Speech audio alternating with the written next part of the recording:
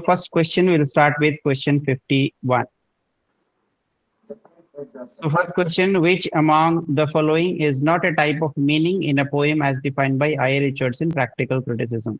तो आपको पता है, मैंने पढ़ाया हुआ है कि I.A. रिचर्ड्स ने चार टाइप की मीनिंग की बात की थी, feeling, sense, tone and intention. उसमें फॉर्म नाम की कोई चीज नहीं थी।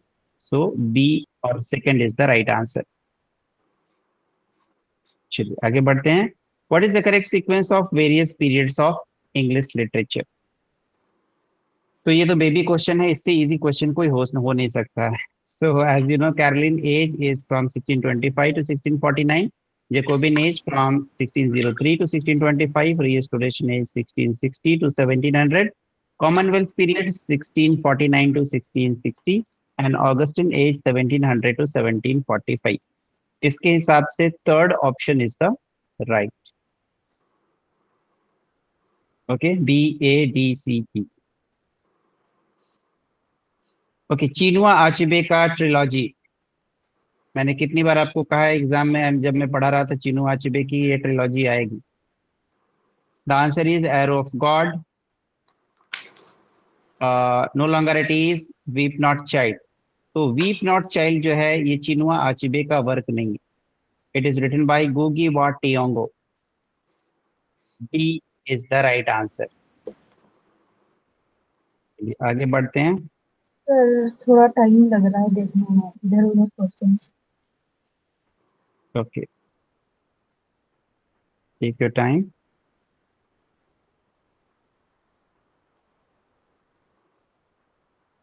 सर इसका क्या बताया आंसर आपने? Weep Not wait. Child by, it's by गुगी wa Thiong'o. Okay sir. Next question, name the British poet who wrote Shohrab and Rustam. Very easy question, Matthew Arnold का poem है Shohrab and Rustam. Next question, what is the chronological sequence of famous dramatists in order of their birth? अब देखिए, इस बार के जितने questions आए ना उसमें बर्थ के हिसाब से सारी चीजें पूछी गई हैं। अगर आपने मेरी book world literature in feast को पढ़ा है तो सारे राइटर को डेट ऑफ बर्थ के अरेंज से अरेंज किया हुआ है। ये मुझे पहले से पता था कि ऐसा ही पूछने वाले हैं। तो it is already arranged in the date of birth order. तो एक बार भी आपने अगर किताब को पलटा हुआ है ना, you will have correct idea कि कौन सा पेज पहले पढ़ा है, कौन सा पेज बाद में पढ़ा है। ओके, तो इसमें जो सबसे ओल्डर हैं, जो सबसे पहले जिनका जन्म हुआ है, ही इज जॉन ड्राइडन 1670, और उसके हिसाब से BCADE, this is the right answer.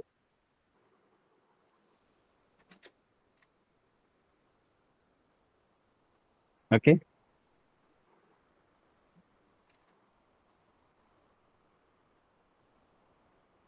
चलिए आगे बढ़ते हैं। From the following writers who are known for magic realism, again बहुत ही इजी क्वेश्चन है। सलमान रश्दी का मिडनाइट चिल्ड्रन बहुत ही फेमस नोवेल है मैजिक रियलिज्म के लिए, और गैब्रियल गार्सिया मार्केस का बहुत ही famous novel 100 Years of Solitude। तो ये भी बहुत इजी क्वेश्चन है। कुल मिला के मैं कहूँ तो ये एक मॉडरेट लेवल का क्वेश्चन था, बहुत ज्यादा इजी भी नहीं था और बहुत ज्यादा टफ भी नहीं था। तो यहाँ पे बी और डी राइट आंसर है। B and D are the right answer.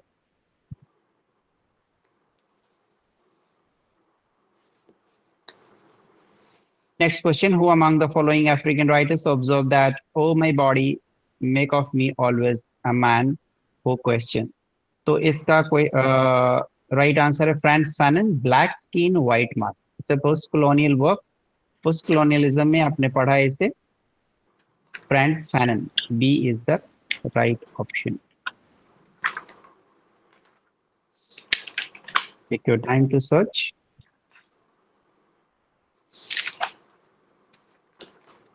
I'll wait for few seconds and put everyone on mute. अगर आपको कोई क्वेश्चन पूछना है तो आप अनम्यूट कर सकते हैं। अगर आपको कहीं पे कोई क्वेरी है या फिर आप चाहते हैं कि आंसर को चेंज किया जाए, so please make a note of that question number. At the end of the session we will discuss about that question, rather than बीच में डिस्टर्ब होने के बजाय।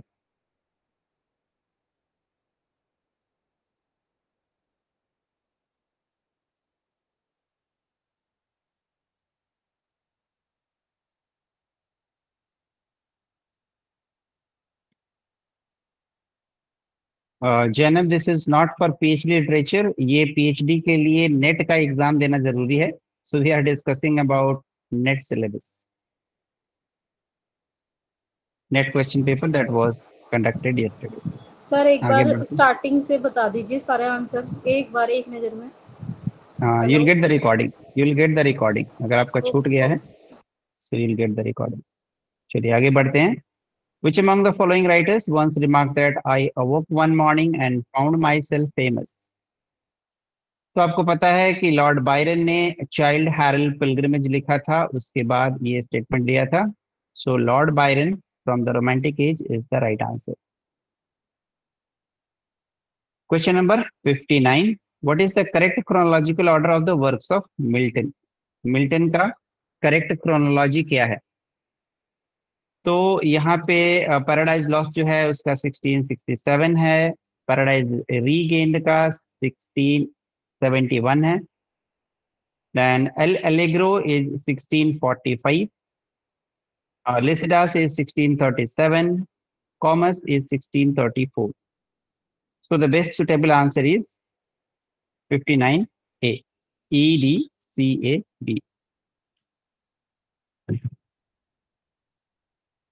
आगे बढ़ते हैं। मैचिंग क्वेश्चन है, again very easy question. To his coy mistress किसका है? तो ये एंड्रू मार्वेल का है। The scholar gipsy Matthew Arnold का है। Still I rise Maya Angelou का काफी फेमस पोएम है। If by Rudyard Kipling. तो इसके हिसाब से जो सही आंसर है that is A option, A option इसका सही है।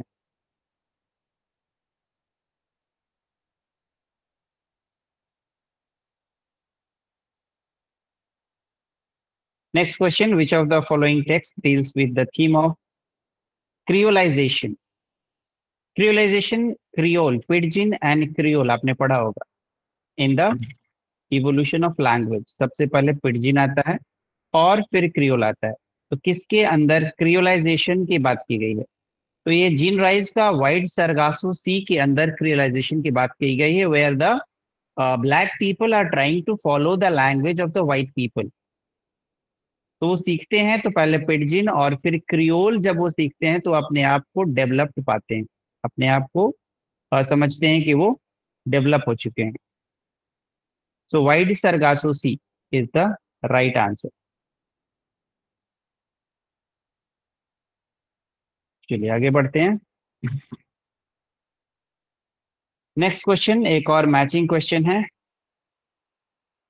इसमें एनाफोरा, आप सबको पता है कि एक फिगर ऑफ स्पीच है।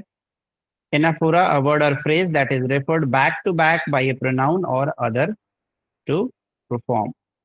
मॉर्फिम, मॉर्फिम एक यूनिट है लैंग्वेज की, unit of language that cannot be analysed into smaller unit. एक ऐसा यूनिट है जिससे उससे छोटा नहीं किया जा सकता है। जैसे कम, COME, अब इसे छोटा नहीं कर सकते हैं, इसमें जोड़ सकते हैं। मॉर्फिम दो तरह के होते हैं, बाउंड मॉर्फिम्स और फ्री मॉर्फिम्स। फ्री मॉर्फिम वो मॉर्फिम होते हैं जो इंडिपेंडेंट होते हैं, उनका खुद का मीनिंग होता है, जैसे कम, गो, स्लीप। और बाउंड मॉर्फिम वो मॉर्फिम होते हैं जो प्रेफिक्स या सफिक्स लगा करके बनाए जाते हैं, उनका अपना कोई अस्तित्व नहीं होता है। ठीक है, तो इसके हिसाब से third is the right answer. 62 का थर्ड जो है वो राइट आंसर है। 62 3।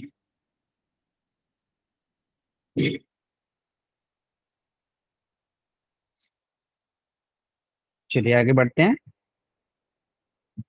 Question number 63, the poetic line, this better to have loved and lost than never to have loved at all। तो इसका सही आंसर है अल्फ्रेड टेनिसन, इन मेमोरियम। 63 का right answer Alfred Tennyson, In Memoriam, dedicated to AHH Arthur Henry Hallam. उनके sister के मंगेतर थे ये, और शादी होने के पहले इनका डेथ हो गया था। चलिए नेक्स्ट क्वेश्चन पे चलते हैं। Question number 64,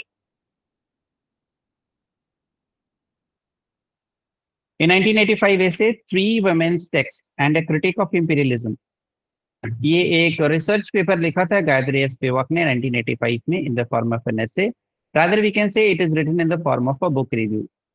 so Gayatri Chakravorty talks about three women writer, तीन वुमेन राइटर के बारे में बात करती हैं. और पहले हैं जेन आयर.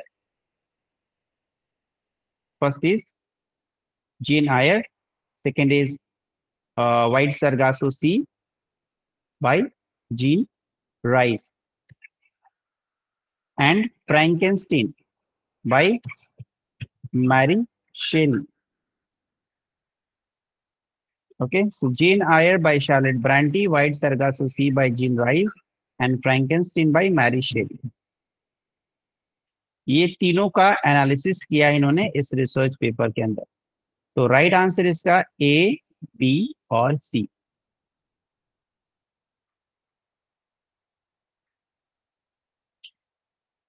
चलिए आगे बढ़ते हैं. एक और रिसर्च पेपर से क्वेश्चन है. बारबरा स्मिथ का एक रिसर्च पेपर है जिसमें उन्होंने ब्लैक फेमिनिज्म की बात की है, and black feminism to be specific lesbian black feminism. तो इसमें दो चीजों की इन्होंने बात की है. One is black lesbian women, और दूसरा इन्होंने बात की है black lesbian women amongst black women in general, black lesbian in specific, in comparison to white women. जहाँ पे वो कहते हैं कि व्हाइट वुमेन को समाज के अंदर बहुत ज्यादा प्रेफरेंस दिया गया है, व्हाइट वुमेन मेन के साथ मैच कर पा रही हैं, लेकिन ब्लैक वुमेन का कोई इंपॉर्टेंस नहीं, स्पेशली जो ब्लैक लेस्बियन है उनका तो कोई आइडेंटिटी ही नहीं है. तो इसका राइट आंसर है बी और D. B and D is the right answer. चलिए आगे बढ़ते हैं. Cambridge school of critic. ये कैम्ब्रिज स्कूल ऑफ क्रिटिक कौन थे? ये आई.ए. रिचर्ड्स के सारे फॉलोअर्स थे, जिसमें कि एफ.आर. लेविस, विलियम एम्सन और क्यू.डी. लेविस. ओके, ये सारे एसोसिएटेड थे कैम्ब्रिज स्कूल ऑफ क्रिटिक से. तो इसका राइट आंसर है केनेथ बर्ग्स, क्योंकि पूछा गया है नॉट एसोसिएटेड, नॉट एसोसिएटेड.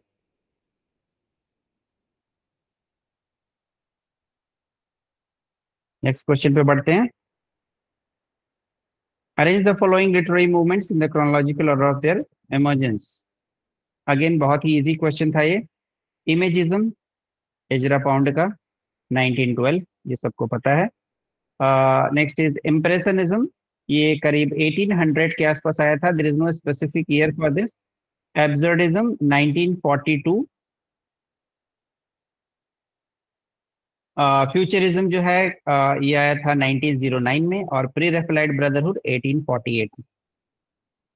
तो इसके हिसाब से 67 का करेक्ट ऑप्शन है EBDAC.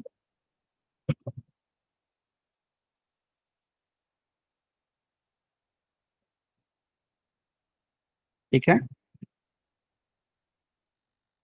चलिए आगे बढ़ते हैं. Who among the following was not the proponent of Oxford movement? Again, this was a very easy question. तो आपको पता है John Henry Newman, John Keble, Edward Pusey और रिचर्ड फ्राउड, ये सारे प्रोपोनेंट थे ऑक्सफोर्ड मूवमेंट के. So the right answer here is Charles Kingsley. Charles Kingsley जो थे ऑक्सफोर्ड मूवमेंट से बिलोंग नहीं करते थे. Next question. Okay, so Language as Paradox, Cleanth Brooks का है. Against Interpretation, Susan Sontag. Realism and the contemporary novel, Raymond William. Poetics and the English language, George Orwell. So इसका right answer जो है वो है सी, I mean third.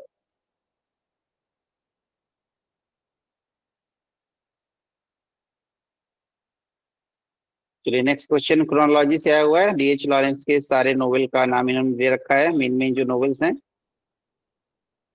Lady Chatterley lover 1928, and Sons and Lovers 1913, Rainbow 1915, The White Peacock 1911, Plumed Serpent 1926.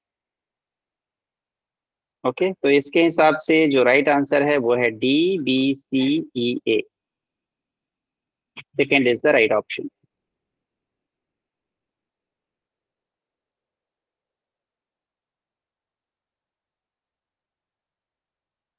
Next, who among the following was not associated with Yale School? Yale School of Criticism, ये सारे Jack डरीडा के follower थे। They all were the followers of Jack Derrida. Paul de Man, Harold Bloom and Jack Derrida, ये सारे Yale school of criticism से belong करते थे। टेरी Eagleton, ये जो मार्क्सिस्ट क्रिटिसिज्म से बिलोंग करते हैं, he belongs to Marxist criticism. So Terry Eagleton is the right answer. Which is the latest edition of Chicago manual style? मैंने अब क्लास में बताया था ये क्वेश्चन आने वाला है। एमएलए, एपीए, शिकागो, यही तीनों पूछा जाता है। तो अभी जो चल रहा है वो 17th एडिशन है। हालांकि 18th एडिशन का डेट रिलीज कर दिया गया है, बट अभी तक मार्केट में आया नहीं। Is suppose to come during सितंबर 2024।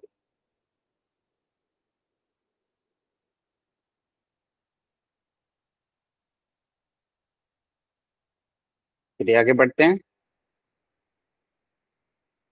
टाइप ऑफ थिएटर यहाँ पे दिए हुए हैं और उनके प्रोफाउंडर को मैच करना है यहाँ पे। So the theatre of cruelty, Antonin Artaud. Martin Esslin जो हैं वो थिएटर ऑफ द एब्सर्ड के फाउंडर हैं। बर्टोल्ट ब्रेक्ट, एस्ट्रेंजमेंट इफेक्ट और V effect. Antonin Artaud, theatre of cruelty, and August Strindberg, dream play. तो इसके हिसाब से सी इसका राइट ऑप्शन होगा। Again it was a basic question. Conceptual based question काफी कम पूछे गए हैं इस बार। Question number 74, again a baby question.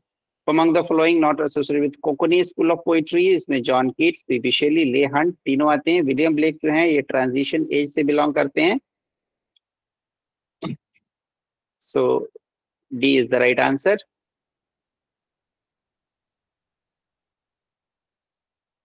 Next question की तरफ चलते हैं। अगेन पैट्रिक वाइट, हमेशा पूछे जाते हैं, ये फिर से आए हैं। तो इन्हें कौन कौन सा अवार्ड मिला है? तो एक तो इन्हें नोबेल प्राइज मिला था 1973 में, और केवल ये भी ऑप्शन आपको पता है तो आप सही आंसर करके जाएंगे, क्योंकि डी ऑप्शन केवल एक ही में दिया हुआ है, ए एंड डी। तो इन्हें ऑस्ट्रेलियन ऑफ द ईयर का भी अवार्ड मिला था और फिर नोबेल लिटरेचर में 1973 में नोबेल प्राइज भी मिला था। So A and D is the right option. बहुत सारे क्वेश्चन इसमें कॉमन सेंस वाले दिए हुए हैं, जहां पे आपको नॉलेज नहीं है फिर भी आप कर सकते हो। वो सारी चीजें मैं डिस्कस करूंगा आपसे। चलिए अब यहाँ पे आते हैं कि कौन कौन से वर्ड जो हैं उनका ओरिजिन है वो इंडिया से लिया हुआ है और उसे ऑक्सफोर्ड डिक्शनरी में दर्ज किया गया है।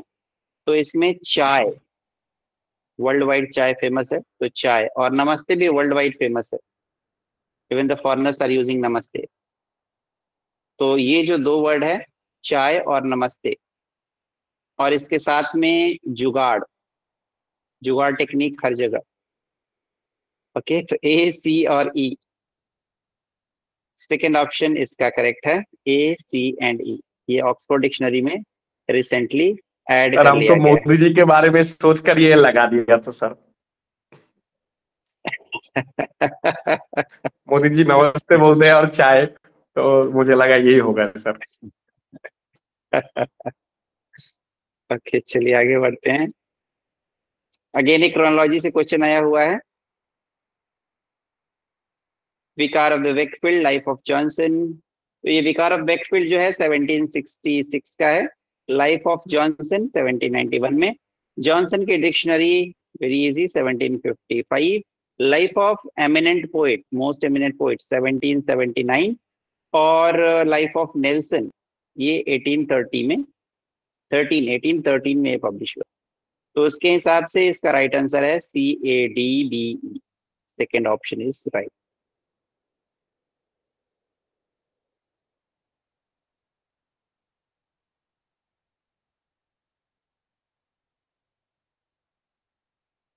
अमिताभ घोष के नोवेल की क्रोनोलॉजी पूछी गई है। अमिताभ घोष काफी मेजर राइटर हैं इंडियन लिटरेचर के। So he was expected to come एक एक करके देखते हैं। जो इनका हंगरी टाइड है वो 2004 में पब्लिश हुआ है। जो इनका शैडो लाइंस है ये 88 में 1988 में पब्लिश हुआ है। सी ऑफ पॉपीज जो है 2008 में पब्लिश हुआ है। कलकत्ता क्रोमोसोम 1995 में पब्लिश हुआ है। और सर्कल ऑफ रीजन 1986 में पब्लिश हुआ है। तो इसके हिसाब से इसका करेक्ट आंसर जो है B.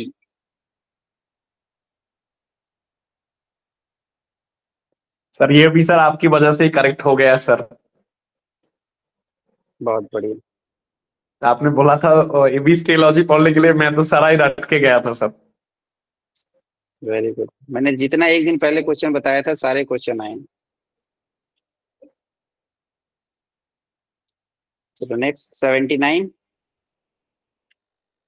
Choose the correct statement with regard to binary pair Lang and Parole introduced by Ferdinand de Saussure। बहुत ही बेसिक क्वेश्चन है।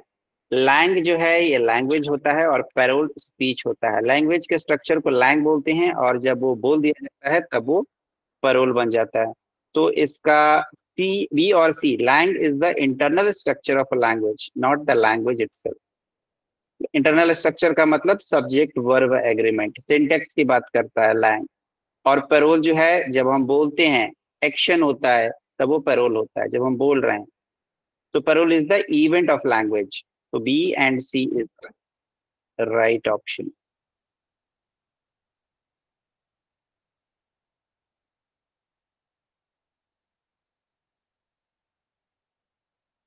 चलिए आगे बढ़ते हैं। Which are the following writers remark that you are your best thing. तो ये Toni Morrison के अंदर एक एपिसोड है जिसके अंदर जो प्रोटैगनिस्ट है पॉल डीमन, वो फीमेल प्रोटैगनिस्ट सीथ को ये कहता है कि you are your best thing. तो इसका राइट आंसर है टॉनी मॉरिसन बिलव।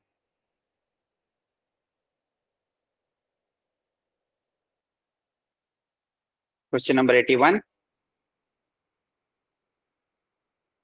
ओके, तो ये क्रोनोलॉजी फिर से पूछी गई है मेन वर्क की लिटरेचर क्रिटिसिज्म से। तो ओरिएंटलिज्म बहुत ही फेमस वर्क है एडवर्ड सईद का 1978। नेशन एंड नरेशन बहुत ही फेमस वर्क है होमी के बाबा का। The year of publication is 1990। Black skin white mask France Fanon का वर्क है। Black skin white mask.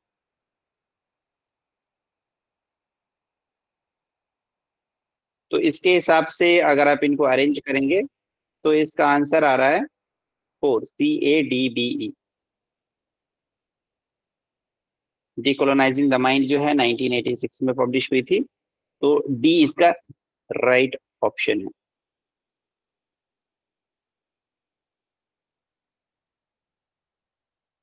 Next question again Indian literature से है। अरुण जोशी का वर्क दिया हुआ है। वेद मेहता, खुशवंत सिंह, ख्वाजा अहमद अब्बास और जीवी देसानी को all about H हैटरर।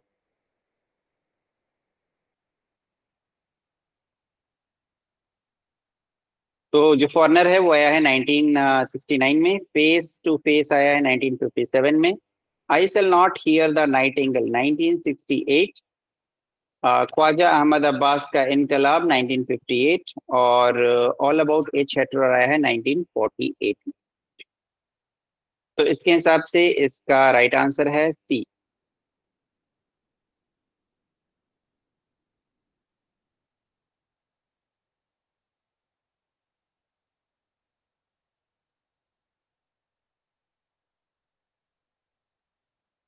Next question पे चलते हैं।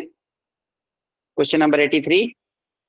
Under whose presidency was PEN, that is poets playwright editors essayist and novelist, was founded by Mrs. Dawn Scott in 1921।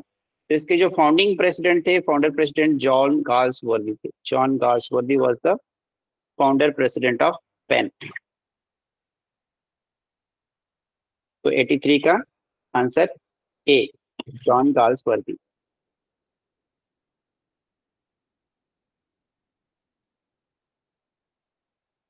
आगे बढ़ते हैं। अगला क्वेश्चन दलित लिटरेचर से पूछा गया है। आप सबको मैंने दलित लिटरेचर बहुत अच्छे से पढ़ाया था जब मैं एमपीपीएससी की क्लास ले रहा था। So what is the correct chronological sequence of Dalit women writers according to the age of their birth?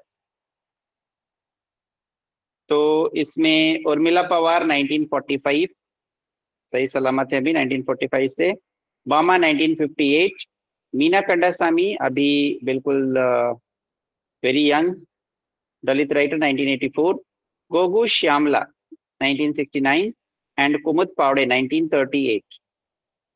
तो इसका राइट आंसर बी है।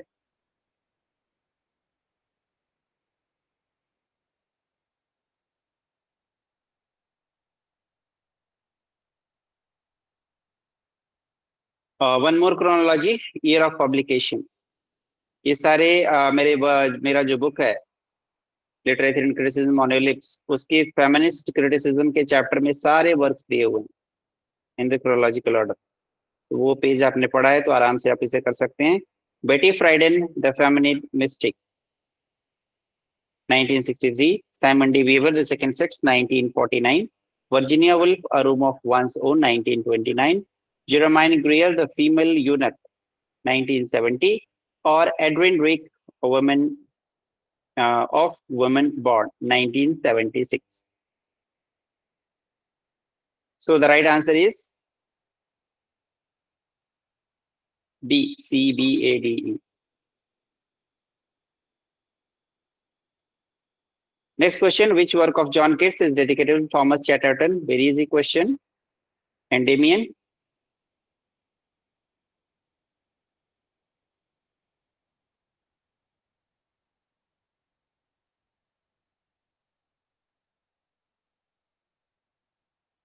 Let's move on to the next question. Who among the following was not associated with movement poetry? Movement poetry 1950s, Philip Larkin, Kingsley Amis, Donald Davie, Elizabeth Jennings, John Wain, ये सारे movement poetry से थे। Charles Kingsley इसके part नहीं थे। सो Charles Kingsley is the right answer. चलिए question number 88। इससे simple question कोई हो नहीं सकता है। बहुत ही सिंपल क्वेश्चन है जिसमें आपको किसी भी जानकारी की जरूरत नहीं थी। इसमें देखिए लास्ट वाला जो दिया हुआ है हेजियोग्राफी, ग्राफी का मतलब होता है राइटिंग, ग्राफी का मतलब होता है राइटिंग। तो राइटिंग से रिलेटेड इसमें एक ही ऑप्शन है डी का 3, और देखिए डी का 3 केवल एक ही ऑप्शन है यहाँ पे, कुछ नहीं करना था इसमें। Very simply you could have marked it 3, कोई जानकारी की जरूरत नहीं है। इसका राइट आंसर है सी।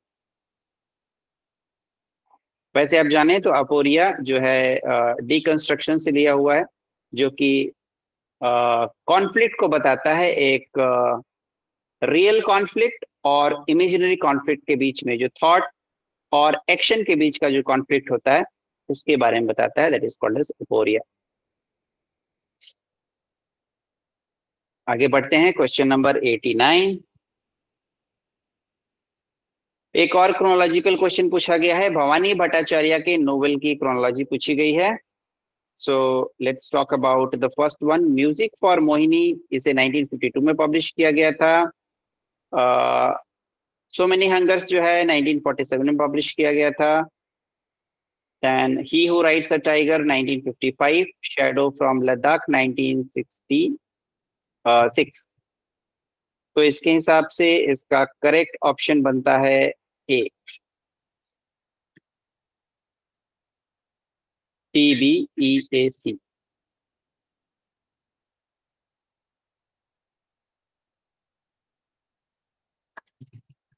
What is the full form of APA, American psychological association? ये मैंने पहले ही बताया था कि आपको एपीए और एमएलए का फुल फॉर्म याद रखना है, मॉडर्न लैंग्वेज एसोसिएशन MLA और अमेरिकन साइकोलॉजिकल एसोसिएशन APA, ये दोनों आपको याद रखना है। तो बी इसका राइट ऑप्शन है।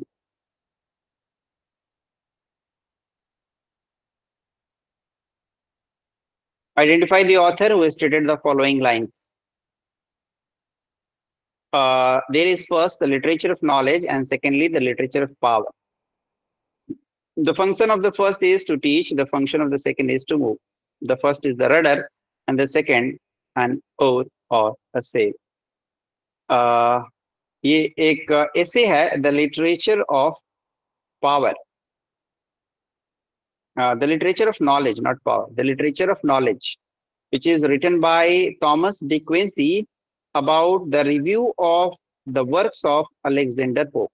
अलेक्जेंडर पोप के वर्क को रिव्यू किया है थॉमस डी क्विंसी ने, और उस ऐसे का नाम है द लिटरेचर ऑफ नॉलेज। तो 91 का राइट आंसर बी है।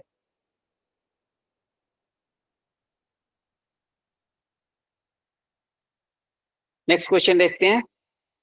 यहाँ पे कुछ कॉन्सेप्ट दिए हुए हैं और उसे किसने इन्वेंट किया है। तो ऑब्जेक्टिविज्म जो है वो विलियम कार्लोस विलियम्स का है। Pathetic fallacy John Ruskin. Sprung rhythm GM Hopkins. Structure of feeling, feeling tone intention, अभी हमने बात किया था रेमंड विलियम्स। तो इसके हिसाब से इसका राइट आंसर फोर्थ है, fourth is the right option.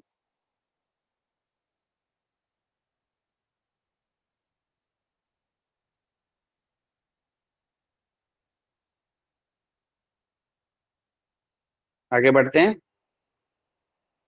Which article of Indian Constitution pertain to the provisions relating to official language of the Union? कौन कौन से आर्टिकल ऑफिशियल लैंग्वेज की बात करते हैं।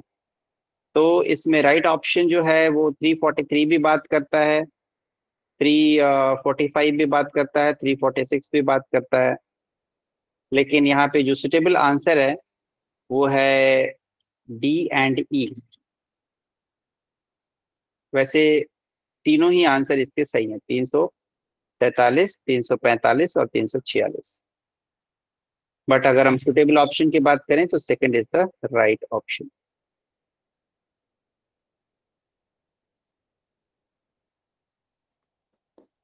चलिए आगे बढ़ते हैं। यहाँ पे सिडोनिम दिया हुआ है, original name and pseudonyms. Charles Lutwidge Dodgson, बहुत इजी क्वेश्चन है इसका। Lewis Carroll, Mary Ann Evans, George Eliot, Eric Arthur Blair, George Orwell, Samuel Langhorne Clemens, Mark Twain. बहुत सारे रिवीजन मैंने कराए आपको, एक पूरा क्लास हमने किया था जितने सारे राइटर्स हैं उनके निक नेम और सिडोनिम का, if you remember. Next question, O captain my captain किसको ट्रिब्यूट किया गया है। बहुत इजी क्वेश्चन है, अब्राहम लिंकन को ट्रिब्यूट किया गया है।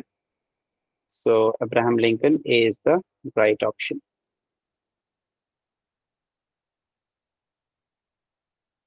Question number 96, what is the correct chronological sequence of the following Indian writers in the order of birth. एक और क्वेश्चन ऑर्डर पे।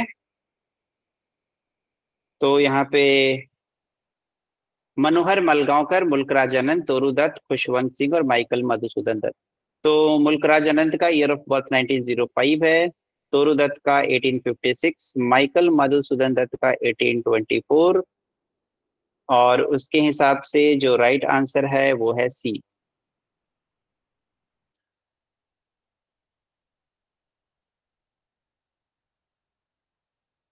Which of the following does not fall in the category of morality plays? कौन सा जो है morality plays की category में नहीं आता है। The Castle of Perseverance तो आता है, Mankind भी आता है, Mind, Will and Understanding ये भी आता है। ये आफ्रा बेन का एक वर्क है जो कि रीस्टोरेशन कॉमेडी के फॉर्म में लिखा गया है, द सिटी एयरिस बाय आफ्रा बेन। ये morality प्ले का पार्ट नहीं है, ये रीस्टोरेशन कॉमेडी का पार्ट है। चलिए आगे बढ़ते हैं। कॉन्सेप्ट और उसको क्वाइन किसने किया है। तो थर्ड स्पेस जो है वो होमी बाबा का कॉन्सेप्ट है। वेल्टिलेटर बी ये जो है गथे का है। पोस्ट इम्प्रेशनिज्म रॉजर फ्राई का है, और सिमुलाक्रा एंड सिमुलाक्रम जीन बॉद्रिला का। तो आपको बस दो ही पता करना था, थर्ड स्पेस और सिमुलाक्रा, ये दो अगर आप जानते हैं तो आप आंसर को सही टिक कर सकते हैं। सारे ऑप्शन को जानने की जरूरत नहीं है। आगे बढ़ते हैं। Who among the following observed that nothing can please many and please long but just representation of general nature? तो ये प्रीफेस टू शेक्सपियर के अंदर डॉक्टर सैमुअल जॉनसन ने इस स्टेटमेंट को दिया है। तो इसका राइट आंसर जो है वो बी है। इस बार आप देखेंगे कि पूरे पेपर के अंदर कोई भी लेंदी क्वेश्चन नहीं आया, सारे क्वेश्चन टू द पॉइंट, छोटे छोटे क्वेश्चन आए हैं। Which of the following definition of linguistic terms are correct? कुछ डेफिनेशन यहाँ पे दिए हुए हैं, बहुत ही सिंपल क्वेश्चन था ये। इसमें सिंक्रोनिक और डायक्रॉनिक आपको पता करना था। अगर आपको सिंक्रोनिक डायक्रॉनिक, जो क्वेश्चन सेटर है वो यही पूछना चाहता है कि आपको सिंक्रोनिक और डायक्रॉनिक का डेफिनेशन पता है कि नहीं पता है।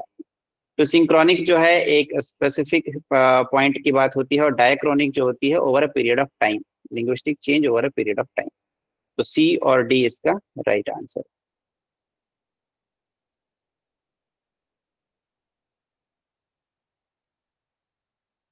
आगे बढ़ते हैं। यहाँ पे कुछ इंडियन क्लासिकल वर्क्स दिए हुए हैं और उनके ट्रांसलेटर। हमेशा पूछा जाता है ये ट्रांसलेटर। तो ये जो मुंडक उपनिषद यहाँ पे दिया गया है, इसके जो ट्रांसलेटर थे वो राजा राम मोहन राय थे। रामायणा के ट्रांसलेटर राल्फ ग्रिफिथ, महाभारत के मनमथ नाथ दत्त और भागवत गीता के चार्ल्स विल्किंस। तो इसके हिसाब से राइट ऑप्शन इसका बी है। ये क्वेश्चन किसी का गलत नहीं होना चाहिए, बहुत बार मैंने डिस्कस किया हुआ इस क्वेश्चन। सर सेकंड हाँ, ऑलरेडी मैंने टिक किया हुआ है।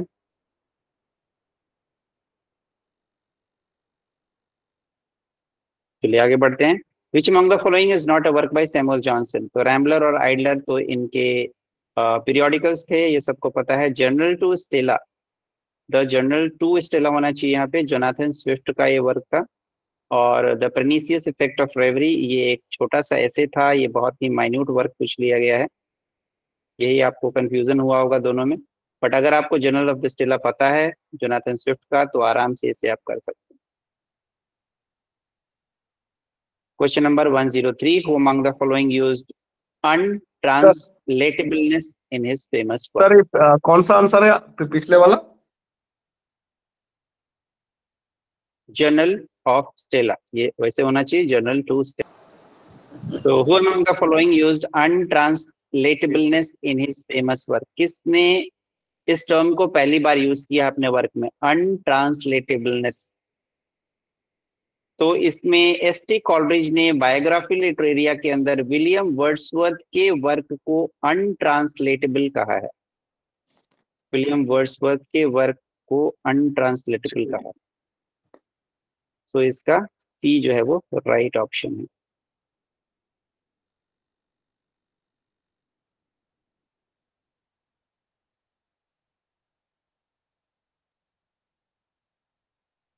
चलिए यहाँ पे मैं थोड़ा सा एक ब्रेक लूंगा, जो लोग पीछे हैं वो अपना फटाफट चेक कर लीजिए, और तब तक मैं एक ऑफिशियल अनाउंसमेंट करता हूँ।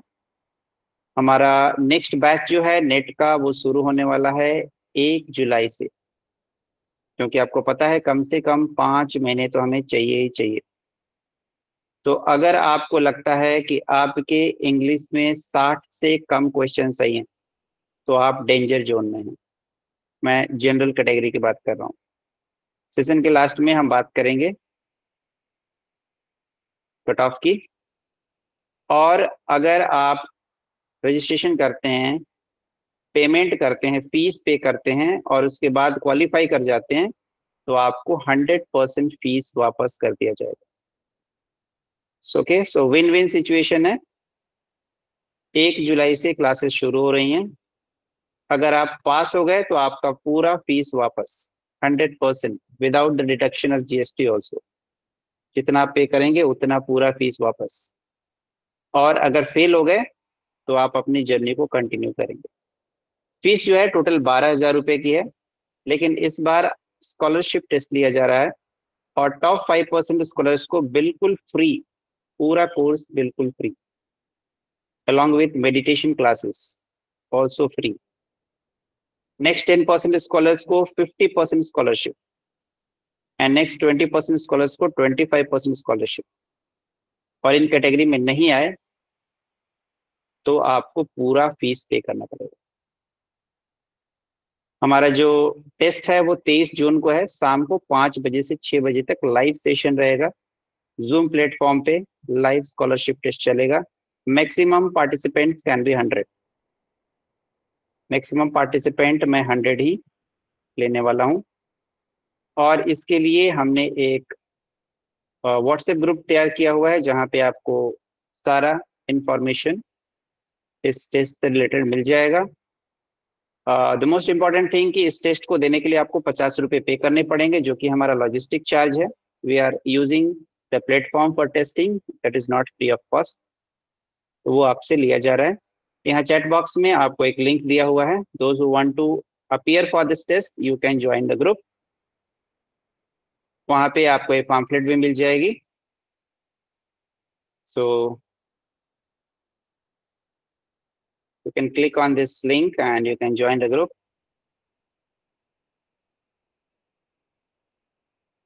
दूसरा ये भी है कि ये जो 50 रुपये लिए जा रहे हैं आपकी सीरियसनेस को चेक करने के लिए, अरे गहरे नत्थु खरे लोग यहाँ पे ना आ जाएं। So I only and only want to keep serious people, those who really want to qualify NET. कचरे लोगों को दूर रखना है। ओके, चलिए आगे बढ़ते हैं। Question number 104। What is the correct sequence of 5 stages of action in order of occurrence as described by Dhananjaya in Dasarupa? Stages of action, action के क्या स्टेज होने चाहिए? अगर आपने धनंजय को नहीं पढ़ा है तो भी इस क्वेश्चन को आसानी से किया जा सकता है, कॉमन सेंस लगा करके। शुरुआत सबसे पहले होगी बिगनिंग और लास्ट में होगा अटेनमेंट ऑफ रिजल्ट। शुरुआत करेंगे, लास्ट में फल की प्राप्ति होगी। तो धनंजय जो है वो भी आप ही की तरह सोचते हैं, तो यहाँ पे बी जो है सबसे पहले आएगा और ई सबसे लास्ट में आएगा। तो इसके हिसाब से डी इसका राइट ऑप्शन है। Who among the following was not a leading figure of new criticism? कौन से जो है वो न्यू क्रिटिसिज्म से नहीं है? तो आई.ए. रिचर्ड्स न्यू क्रिटिसिज्म के नहीं है, ये फॉर्मलिज्म फॉर्मलिस्ट मूवमेंट से हैं। बाकी सारे न्यू क्रिटिसिज्म के हैं। चलिए आगे बढ़ते हैं। लिटरेचर रिव्यू क्या प्रोवाइड कराता है? तो literature review discussion of work already research in a relevant subject area. Already जो रिसर्च हो चुके हैं उसके बारे में लिटरेचर रिव्यू बात करता है। रिसर्च के सारे क्वेश्चन आपके सही होने चाहिए। जितना मैंने पढ़ाया था उसके बाहर एक भी क्वेश्चन नहीं आया। Next question, which day is celebrated as international mother language day? अभी जीके का क्वेश्चन पूछ लिया गया है, इसका किसी भी लिटरेचर की किताब से कोई लेना देना नहीं है। तो अगर आपको लिटरेचर की जानकारी है तो आपको पता होगा कि फरवरी 21 को इंटरनेशनल मदर लैंग्वेज डे मनाया जाता है। चलिए आगे बढ़ते हैं। Question number 108। ये क्वेश्चन जब मैं एमएलए पढ़ा रहा था तो आप लोगों में से किसी ने मुझसे पूछा था कि सर 8th एडिशन और 9th एडिशन में क्या डिफरेंस है, और मैंने बताया था कि मैकेनिक्स ऑफ प्रोज को इसमें मेन फीचर दिया गया है जिसमें बताया गया है कि comma, full stop, colon, semi colon कैसे यूज किए जाते हैं। तो इसका राइट आंसर है मैकेनिक्स ऑफ प्रोज। चलिए आगे बढ़ते हैं। सो यहाँ पे वर्क और उसके राइटर को मैच करना है। The complete adventures of Feluda, ये जो वर्क है ये सत्यजीत रे का है। हाँ सर। परफेक्ट मर्डर, हाँ जी, ये हाँ। रस्किन बॉन्ड का है। सैक्रेड गेम्स जो है विक्रम चंद्र का है। और djinn patrol on the purple line जो है दीपा अन्नपूर्णा दीपा का। अन्नपूर्णा। तो बी इसका राइट ऑप्शन है। बी। चलिए आगे बढ़ते हैं। Who among the following refers to Byron's work as monstrous combination of horrors and mockery, lewdness and impiety? तो बायरन को तो एक ही इंसान ने अटैक किया था। बायरन ने द विजन ऑफ जजमेंट लिखा था और उसको अटैक किया था रॉबर्ट सादी ने अ विजन ऑफ जजमेंट लिख करके। तो अगर आपको ये कोटेशन नहीं भी पता है, बस इतना पता है कि बायरन को किसने अटैक किया है, तो आप इस क्वेश्चन को सॉल्व कर सकते हैं। Again a common sense question, no knowledge required. Next question, ये out of the box question है जो आपको किसी भी किताब में नहीं मिलेगा। Which of the following works were edited by gay activist, writer और आर्टिस्ट। तो इसमें जो राइट ऑप्शन है वो है ए, बी और C. Are we not men, charisma by Erica Edward and extravagant abjection by Derek Scott. A, B और C.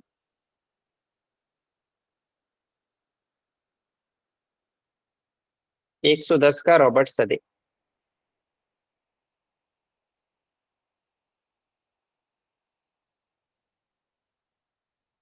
110 का रॉबर्ट सदे। आगे बढ़ते हैं। 112, what is the correct chronological sequence of British poets in order of their birth. ये काफी easy question था, सारे के सारे पुराने राइटर्स जो हैं एलिजाबेथन एज से उठाए गए थे। तो इसमें Andrew marvel 1621, John Milton 1608, John Donne 1572, Richard loveless 1617। तो इन सब के हिसाब से इसका राइट ऑप्शन है ए।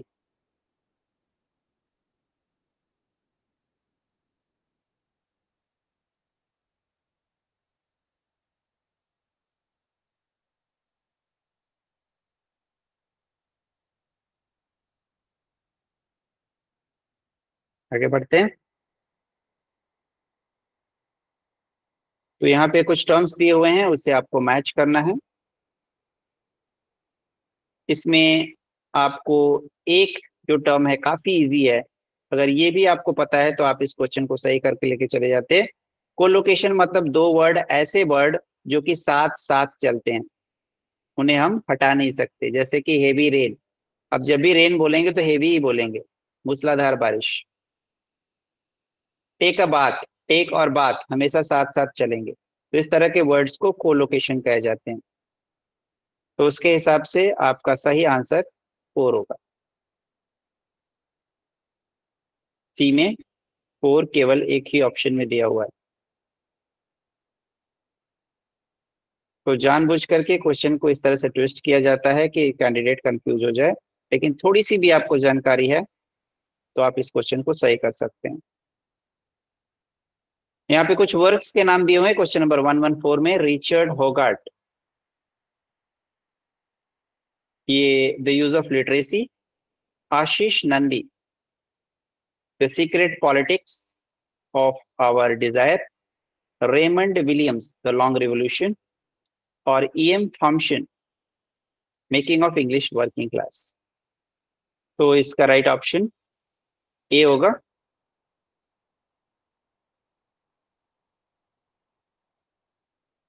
अगला क्वेश्चन, नेग्रेटिव मूवमेंट हमने लास्ट क्लास में डिस्कस किया था, इफ यू रिमेंबर, जहां पे हमने Leopold Senghor, Leon Damas, Aime Cesaire की बात की थी। तो यहाँ पे राइट ऑप्शन इसका डी और E. Nobel laureate Wole Soyinka considered negritude as an unhealthy petition of native state and Franz Fanon extremely critical of the term negritude, और उन्होंने कभी इस टर्म को यूज नहीं किया है। लियोपार्ड सेंगर जो थे इस मूवमेंट से एसोसिएटेड थे, तो कभी भी इन्होंने डेरोगेटरी नहीं बोला क्योंकि इसी के पार्ट थे। लियोन दमास भी इसके पार्ट थे, डिड नॉट पार्टिसिपेट कह रहा है। और creole writers attack this term for its monolithic look. तो जो राइट आंसर है वो डी है और ई है।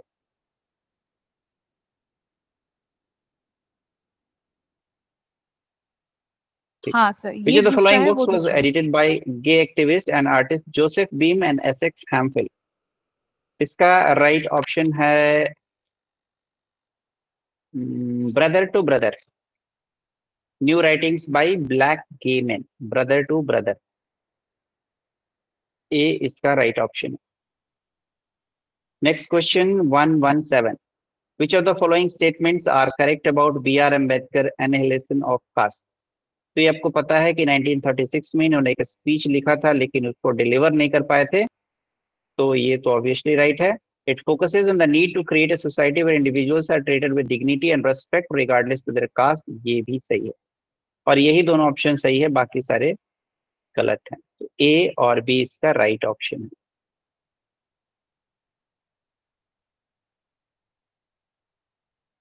आगे बढ़ते हैं। करेक्टर और नोवेल के नाम। कूली का करेक्टर है मुन्नू, आप सबको पता है। The serpent and the rope का रामास्वामी राजा राव का novel. Waiting for Mahatma Shri Ram. And shadow from Ladakh यहाँ पे सत्यजीत। तो इसके हिसाब से डी इसका राइट आंसर है। चलिए आगे बढ़ते हैं। Question number 119। Which of the following statements are correct regarding Dalit Panther movement? The Dalit Panther movement was influenced by Black Panther movement. Black Panther party USA की एक पार्टी थी और उसने दलित पैंथर मूवमेंट, इंडियन मूवमेंट था ये दलित का, इसको influence किया था। तो ए ऑप्शन बिल्कुल करेक्ट है। Dalit panther is a social organization that was founded by B R Ambedkar. नहीं, फाउंडर नहीं थे, बी आर अम्बेडकर इन्फ्लुएंसर थे, he was not the founder. उन्होंने इन्फ्लुएंस किया था और इसे फाउंड किया था ये जो नीचे नाम दिए हुए हैं, नामदेव दास, जेबी पवार, राजा देव। तो सी इसका राइट ऑप्शन है, ए इसका राइट ऑप्शन है। So A C E should be the right answer, correct.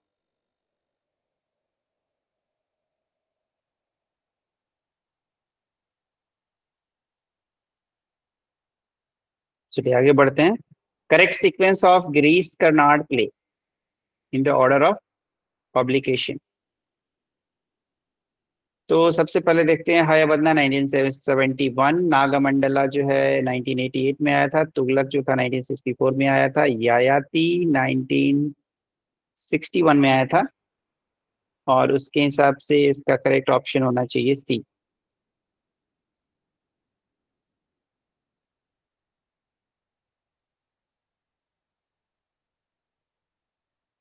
आगे बढ़ते हैं। Which of the following statements is not true about Jean Rice White's Sargasso Sea? तो ये 1966 में पब्लिश हुआ था, ये नॉट ट्रू पूछ रहा है, तो ये सही है, ऑप्शन है। It takes its theme and main character from the novel Jane Eyre, बिल्कुल सही है।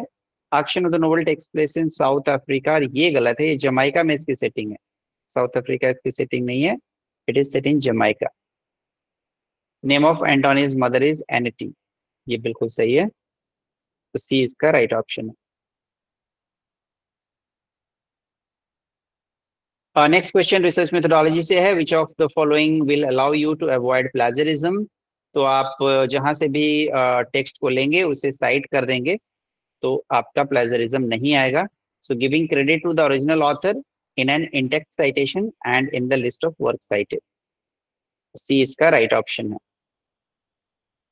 बहुत इजी क्वेश्चन थे रिसर्च मेथोडोलॉजी से, जितने मैंने क्लास लिए थे, 2 ही क्लास लिया था मैंने, सारे क्वेश्चन उसी से आए गए हैं। Arrange the following American poets in order of their birth, एक और बर्थ और डेथ का क्वेश्चन, तो इसमें देख लेते हैं। एमिली डिकिंसन जो है 1830 में इनका बर्थ हुआ है। वॉल्ट विटमैन 1819 में इनका बर्थ हुआ है। Ralph Waldo Emerson 1805 and Henry David Thoreau 1870। Again world literature in feast में अगर आपने पेज को पलटा होगा तो आपको पता होगा पहला चैप्टर कौन सा है और लास्ट चैप्टर कौन सा है। सारे डेट ऑफ बर्थ के हिसाब से अरेंज किए हुए हैं, तो इसके हिसाब से राइट ऑप्शन जो है वो ए है।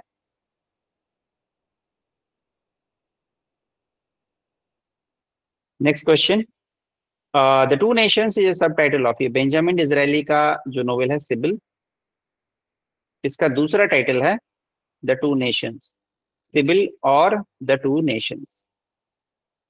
Which of the following writers pioneered the Australian Aboriginal movement? कौन से राइटर जो थे Aboriginal movement से एसोसिएटेड थे? तो इसका राइट आंसर है B Kevin Gilbert, C Oodgeroo Noonuccal और D Jack Davis. B C and D.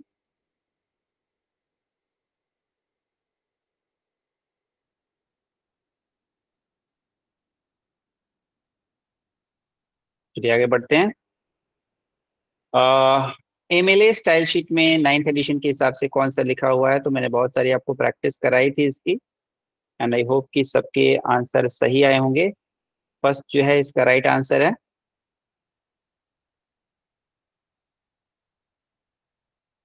सबसे पहले ऑथर का नाम रिवर्स ऑर्डर में, वर्क का नाम इटैलिक्स में, पब्लिशर का नाम और फिर year of publication. PB Shelley Adonais laments the death of John Keats, Very simple question. Identify the text from which the following lines have been taken. Therefore, compare we the poet with the historian and with the moral philosopher. And if he go beyond them both, no other skill can match. यहाँ पे जो historian and philosopher की बात चल रही है, प्लेटो की बात चल रही है, यहाँ पे डिफेंस ऑफ पोएजी के अंदर स्टीफन गोसन को जब क्रिटिसाइज किया था फिलिप सिटी ने, तो डिफेंस ऑफ पोएजी इसका राइट आंसर है 128 का डी।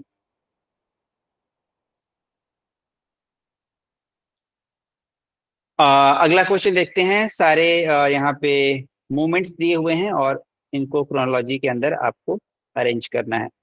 तो सरलिज्म जो है वो आया था करीब 1920 के आसपास। रिसेप्शन थियरी आई थी हैंस रॉबर्ट जॉस की 1960 में। और फेमिनिज्म आपको पता है जिनेवा फॉल कन्वेंशन 1848 में शुरुआत हुआ था।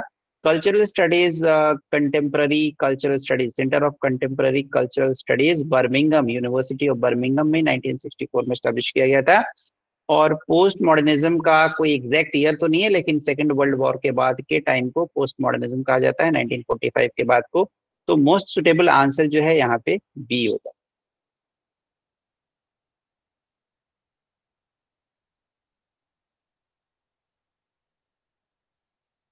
Who coined the term phallogocentrism? तो बहुत ही सिंपल सा क्वेश्चन है, Jacques Derrida. Annotated bibliography provides, bibliography के अंदर आपको क्या मिलता है? एक तो वर्क जो आपने साइट किया है वो, और जो आपने नहीं साइट किया है, केवल रेफर किया है अपने नॉलेज को बढ़ाने के लिए, वो भी बिब्लियोग्राफी का पार्ट है।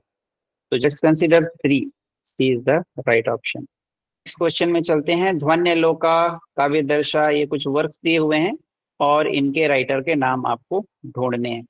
तो इसमें ध्वन्यालोक जो है आनंदवर्धन का है, काव्यदर्शा दंडिन का है, वाक्य पद्य भर्तृहरि का है, और दास रूप जो है धनंजय का है। सी इसका राइट ऑप्शन है। The line he who works for sweetness and light, तो ये आपको पता है मैथ्यू आर्नल्ड के कल्चर एंड अनार्की से लिया हुआ है, स्वीटनेस एंड लाइट। तो सी इज द राइट आंसर। ये बहुत इजी क्वेश्चन था। Among the following associated with PRB, Prayer of Light Brotherhood, तो ये Dante Gabriel Rossetti, John Everett Millais, ये सारे जो थे मेन फाउंडर्स थे। नेक्स्ट क्वेश्चन जो है वो फिल्म स्टडी से लिया गया है। इसका लिटरेचर के बुक में कहीं आपको कोई मेंशन नहीं मिलेगा। अगर आपने मूवी देखी है तो आपको याद होगा। पा जो है 2009 में आई थी, खामोशी 1996 में आई थी, इकबाल 2005 में आई थी, मार्गरीटा विथ ए स्ट्रॉ 2015 में, और फना 2006 में आई थी। तो उसके हिसाब से इसका राइट आंसर होना चाहिए 3।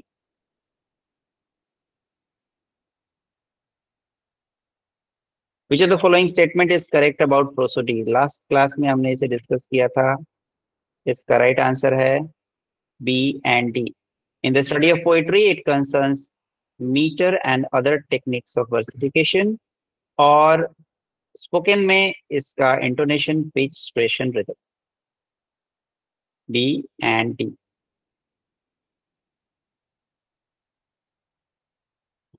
Question number 137. What is the correct chronological sequence of periods of American literature? American literature का period पूछा गया है। तो सबसे पहले आपका आता है रिवोल्यूशन, एज ऑफ रिवोल्यूशन। ये स्टार्ट हुआ था आपका 1765 से लेकर के 1790 तक चला था। उसके बाद शुरू हुआ था early national period of America, that is 1775 to 1828। उसके बाद आया था ट्रांसेंडेंटलिज्म 1850 के आसपास, और रियलिज्म आया था 1865 में। तो उसके हिसाब से आपका करेक्ट ऑप्शन बी होना चाहिए, 137 B.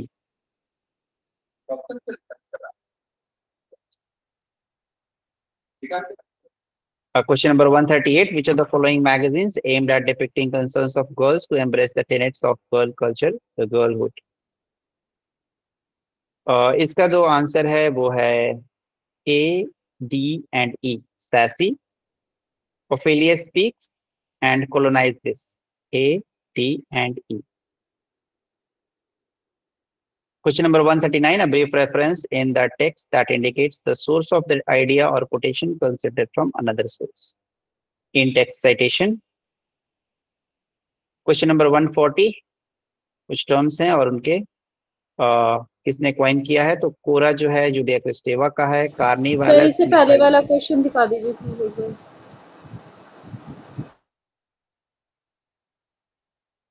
Okay sir, thank carnivalesque Mikhail Bakhtin का है, कॉन्ट्रापैंडल रीडिंग एडवर्ड सेड का, और एल एक्रोचर फेमिनाइन जो है हेलेन जिग्जू का। तो इसका राइट ऑप्शन जो है दैट इज बी। पैसेज जो है 141 टू 145, ये काफी इजी पैसेज दिया गया था। मैं डायरेक्ट क्वेश्चन पे आता हूँ। 141, what advice does the speaker give to her son in the poem? Stay strong and never give up in life. ये इसका राइट ऑप्शन है।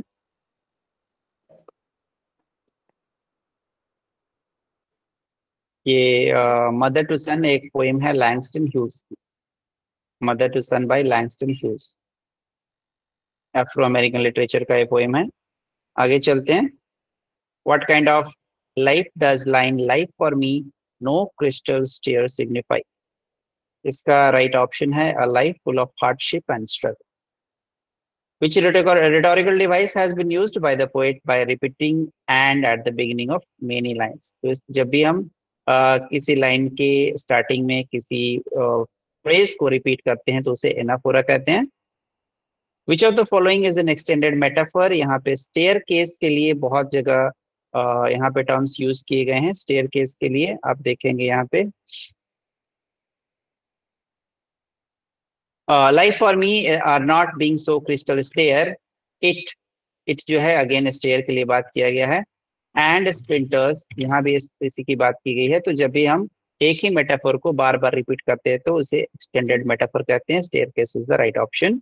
विच colloquial form use in the poem? तो यहाँ पे अफ्रो अमेरिकन इंग्लिश यूज किया गया है। Question number 146. What does the author mean? हाँ जी, सर एक बार दिखा दीजिए आप। बहुत